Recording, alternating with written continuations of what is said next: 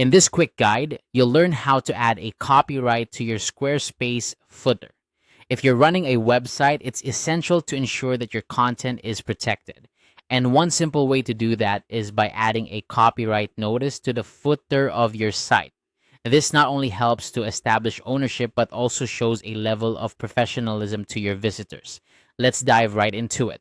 First, you'll need to log into your Squarespace account. Once you've successfully logged in, head over to the Pages panel. This is where you can access all your site's content and structure, allowing you to navigate easily to the area you want to edit. Now, scroll to the bottom of any page within the editor. Here, you'll find the footer area.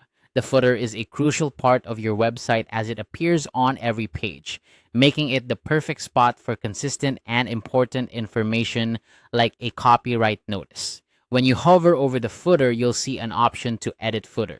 Go ahead and click on this. It will give you access to modify the content and layout of your footer area.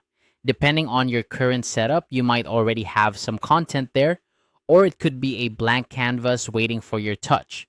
Next, look for an existing text block where you can add your copyright information.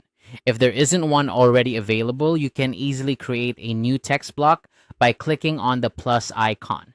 This feature lets you add different types of content, and for our purposes, a text block is ideal. Once you have your text block ready, it's time to type in your copyright details. A typical format to use is 2026 business name, all rights reserved. Remember to update the year to the current year and replace business name with your own business's name. This simple line of text serves as a legal statement about the ownership of the content on your site. And there you have it. You've successfully added a copyright to your Squarespace footer. It's a small but significant step in ensuring your website is professionally presented and protected. Keep in mind that while this copyright notice is a good practice, it doesn't replace more comprehensive legal protections, so consider consulting with a legal professional if you have specific concerns about your content. Thanks for following along.